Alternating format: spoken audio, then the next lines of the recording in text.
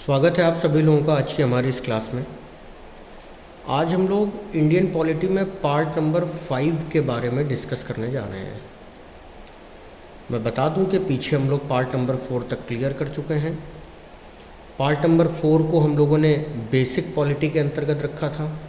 Part number 5 से हम लोग एडवांस पॉलिटी में एंटर करने जा रहे हैं।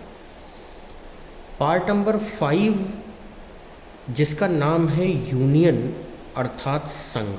सबसे बेसिक बात आपको ये याद रखनी है और इसके अंतर्गत आर्टिकल आते हैं 52 से लेकर के 151 तक।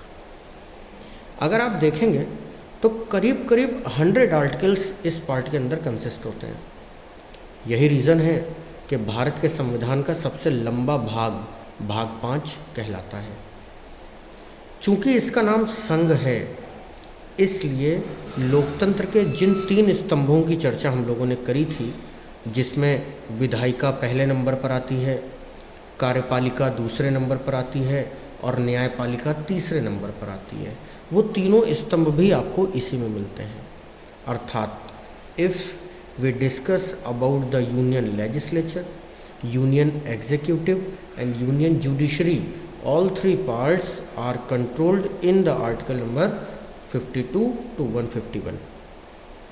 पार्ट 5 की सबसे बड़ी इम्पॉर्टेंस यही है कि आपको भारत सरकार का संघीय ढांचा इसमें देखने के लिए मिलता है। अगर हम लोग 100 आर्टिकल्स को एक साथ पढ़ने की कोशिश करेंगे तो शायद नहीं पढ़ पाएंगे।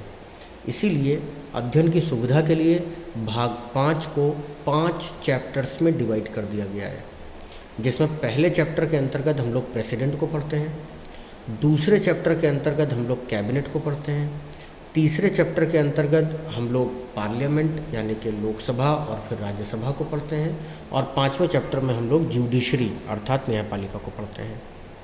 अगर हम लोग एक एक करके इन सभी चैप्टर्स को पढ़ेंगे तो भाग 5 हमारा 5 लेक्चर्स में समाप्त हो जाएगा।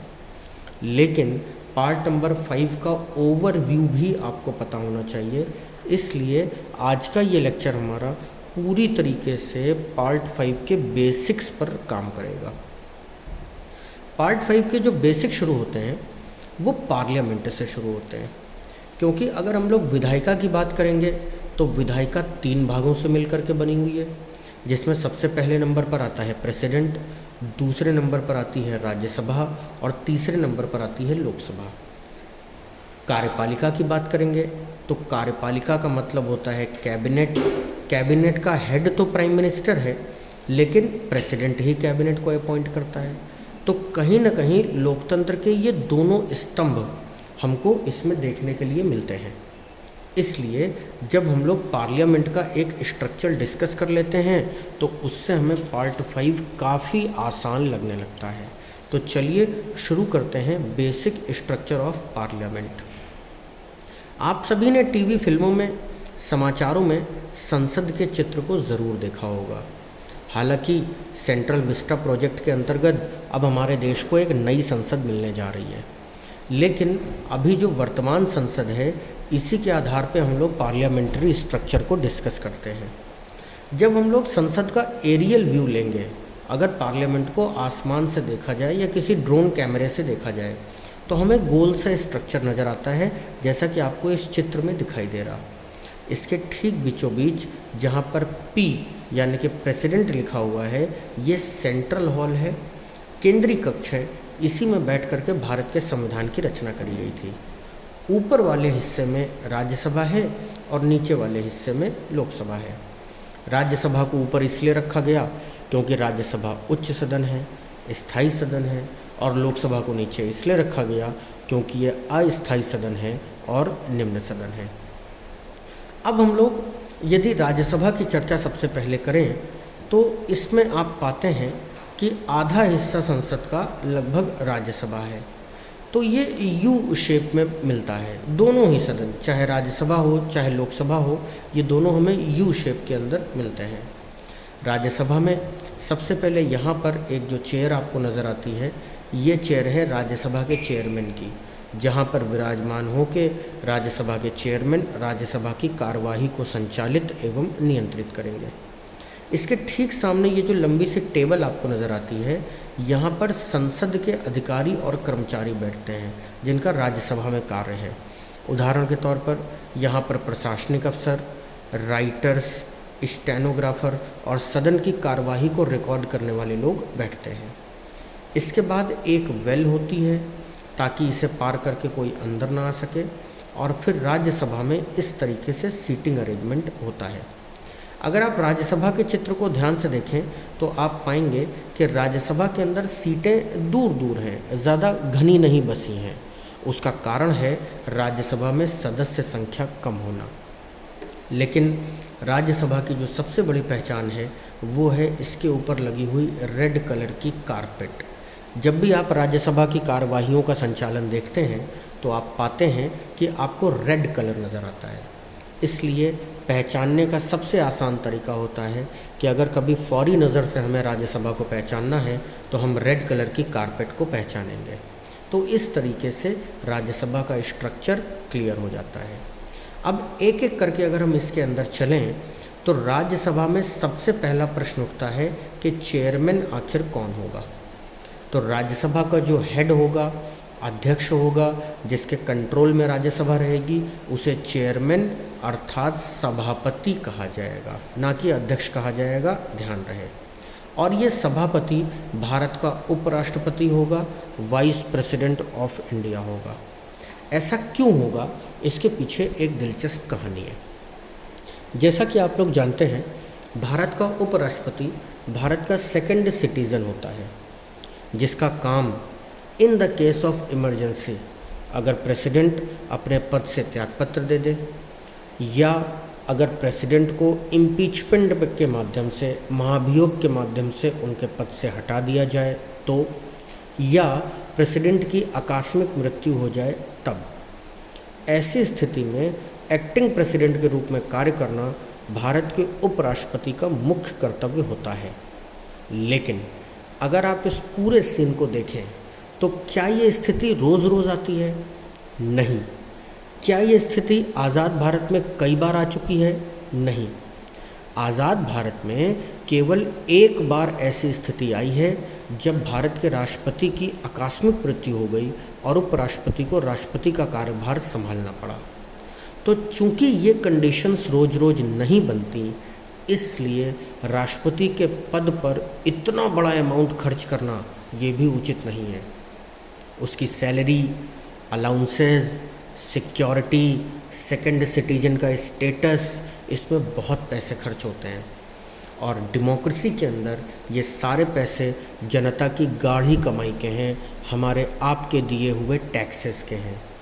इसलिए उपराष्ट्रपति के पास चूँकि अपना कोई काम नहीं होता, इसलिए उसे राज्यसभा का कार्य दे दिया गया और कहा गया कि आपको राज्यसभा की कार्यवाही का संचालन करना होगा। यही कारण है कि आपको एक शब्द मिलता है एक्स ऑफिसो, या हिंदी में इसे पदेन कहा जाता है। भारत का उपराष्ट्रपति राज्यसभा का पदेन सभापति होगा, जिसका सीधा सा मतलब है हर वो व्यक्ति जो भारत के राष्ट्रपति का पद संभालेगा वही राज्यसभा का उपसभापति बनेगा। इसमें कोई शक नहीं है, अलग से कोई शपथ नहीं है, कोई वेतन नहीं है, कहीं कुछ नहीं है। हाँ, अगर गवर्नमेंट ऑफ इंडिया चाहे तो लेजिस्लेचर के माध्यम से उसको कुछ एक्स्ट्रा अलाउंसेस, वेतन और भत्ते ज़रूर दे सकती है। तो भारत के उपराष्ट्रपति का मुख्य कर्तव्य क्या है? जब भी आपसे ऐसा प्रश्न पूछा जाएगा तो उसका सीधा सा जवाब होगा राज्यसभा के सभापति के रूप में कार्य करना। और इसी क्रम में आपको ये भी पता होना चाहिए कि भारत की पहली राज्यसभा के सभापति कौन थे? डॉक्टर सर्वपल्ली राधाकृष्णन। चूँकि जो उपराष्ट्रपति होगा वही राज्यसभा का सभापति होगा, इसलिए क्वेश्चंस को घुमा करके जब भी आपसे पूछा जाएगा तो जवाब आपको सही देना होगा। सभापति के बाद अब हम लोग चलते हैं राज्यसभा में सीटिंग अरेंजमेंट्स की तरफ। तो सबसे पहला सवाल ये उठता है कि राज्यसभा में कुल सीटों की संख्या कितनी है? तो राज्यसभा में सीटों की संख्या है 250, जिसका सीधा सा मतलब होता है कि राज्यसभा में 250 लोगों के बैठने की व्यवस्था है। अगर कभी भी 251वां व्यक्ति अंदर आ गया तो उसे खड़े रहना पड़ेगा। लेकिन जब हम लोग राज्यसभा की टोटल स्ट्रेंथ की बात करते हैं तो इस समय यहाँ पर 245 सदस्य हैं। 5 सीटें राज्यसभा में वैकेंट हैं। वो क्यों वैकेंट हैं उसकी एक अलग कहानी है। जब राज्यसभा पूरी भरी होगी, अर्थात जब 250 सीटों पर 250 सदस्य बैठे होंगे, तो इन सीटों को 2 भागों में विभाजित किया जाएगा, 238 और 12 की फॉर्म में। 238 मेंबर्स इलेक्टेड होंगे, 12 मेंबर्स नॉमिनेटेड होंगे। ये जो 12 मेंबर्स राज्यसभा में नॉमिनेटेड होंगे, इनका नॉमिनेशन प्रेसिडेंट ऑफ इंडिया के द्वारा किया जाएगा, जिसका प्रपोजल होम मिनिस्ट्री द्वारा जाएगा, गवर्नमेंट ऑफ इंडिया द्वारा जाएगा। और ये 12 मेंबर शिक्षा, कला, साहित्य, चिकित्सा, समाज सेवा और खेल से जुड़े हुए क्षेत्रों से हो सकते हैं। 238 लोग जो होंगे ये इलेक्टेड होंगे। इनके इलेक्शन की अपनी एक प्रक्रिया है, एक प्रोसेस है। लेकिन चूंकि वर्तमान में राज्यसभा में 245 सदस्य ही हैं, इसलिए अब सीटिंग अरेंजमेंट बदल के 233 और 12 हो जाएगा, अर्थात 233 इलेक्टेड मेंबर होंगे और 12 as it is nominated member होंगे। यहाँ पे आपसे कई सारे क्वेश्चंस में आपको कन्फ्यूजन में डाला जा सकता है। उदाहरण के तौर पर राज्यसभा में सीटों की कुल संख्या क्या है, राज्यसभा में सदस्यों की कुल संख्या क्या है, राज्यसभा में निर्वाचित सदस्यों की संख्या क्या है, या राज्यसभा में नॉमिनेटेड सदस्यों की संख्या क्या है। तो ऐसे प्रश्नों के फेर में आपको फंसना नहीं है। क्रम से आपको ध्यान रखना है कि total seats 250, members 245, elected 233, nominated 12। अगला सवाल उठता है कि राज्यसभा में इन सदस्यों का कार्यकाल क्या होता है।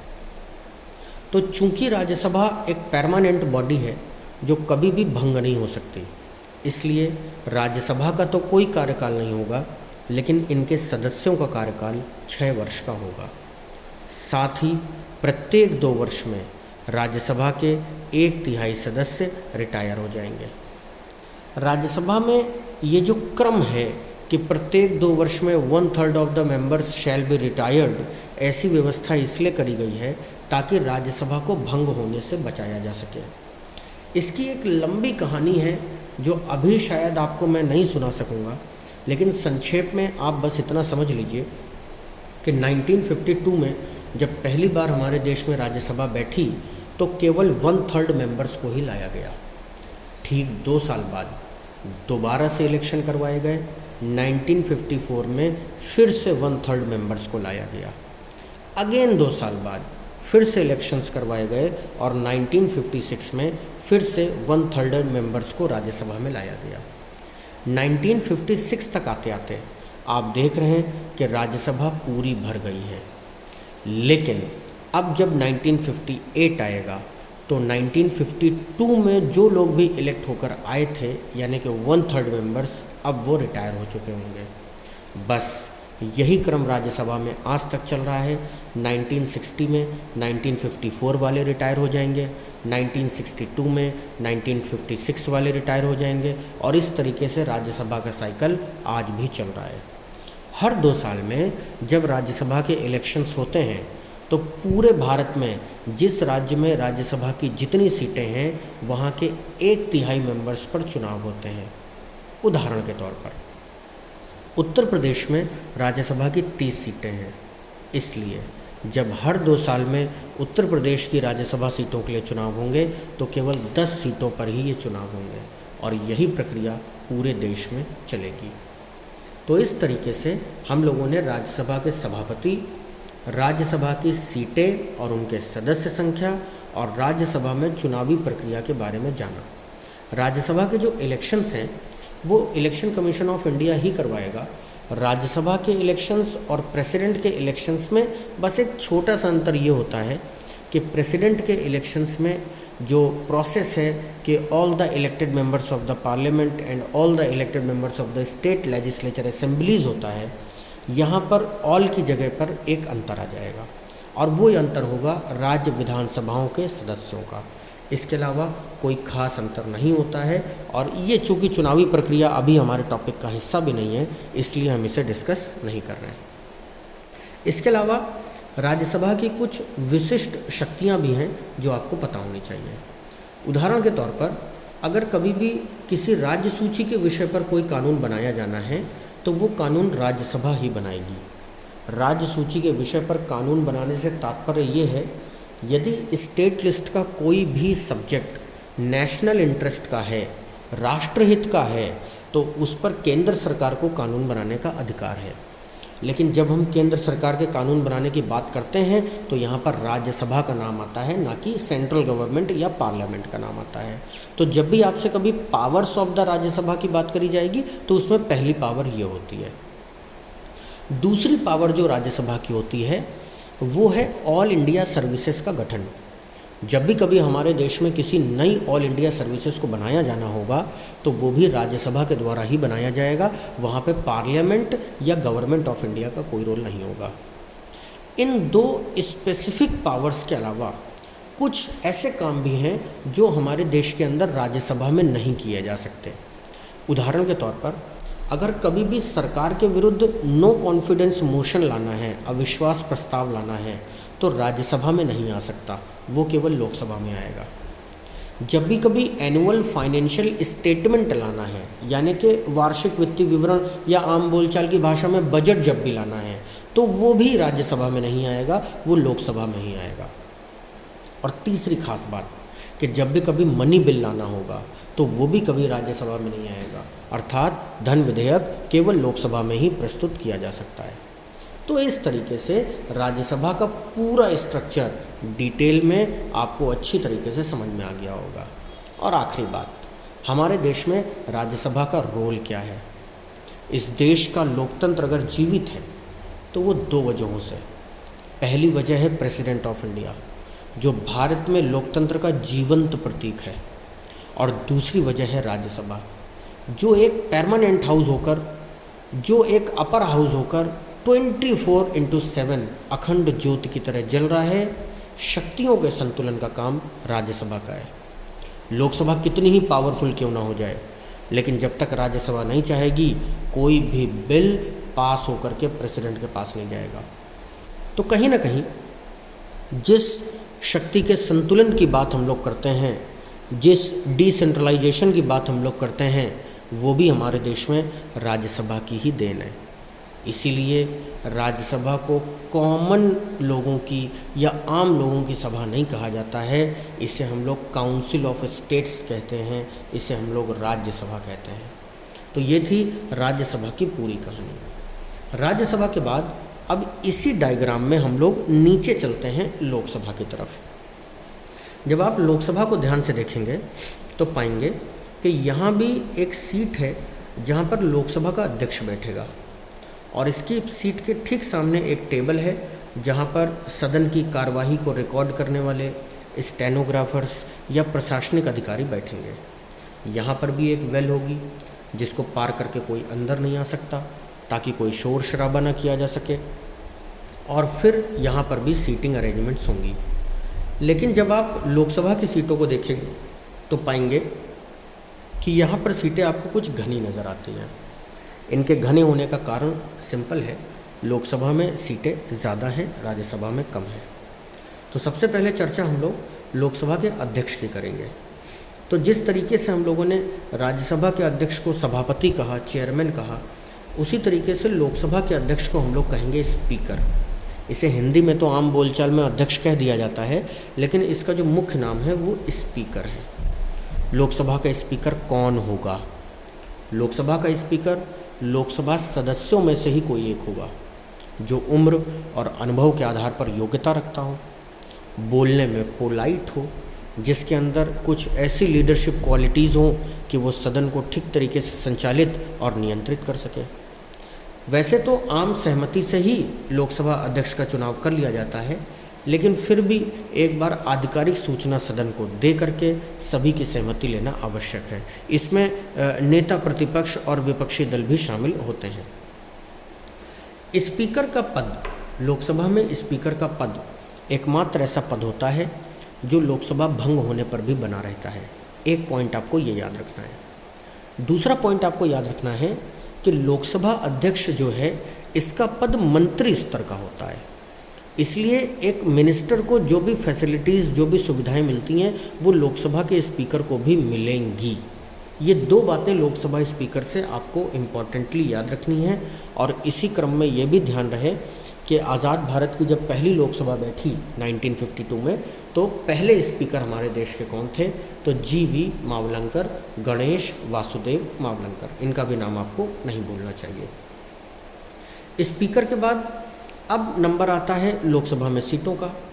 तो लोकसभा में टोटल सीटों की संख्या है 552, 552। अब 552 सीट्स का मतलब है कि अगर कोई 553वां व्यक्ति लोकसभा के अंदर आ गया तो उसके बैठने की जगह नहीं है। सीधी सिंपल सी बात। जब ये सीटें पूरी भरी होंगी तो इन्हें 550 और 2 की फॉर्म में डिवाइड किया जाएगा। 550 लोग जो होंगे वो इलेक्टेड होंगे और जो 2 लोग होंगे ये नॉमिनेटेड होंगे।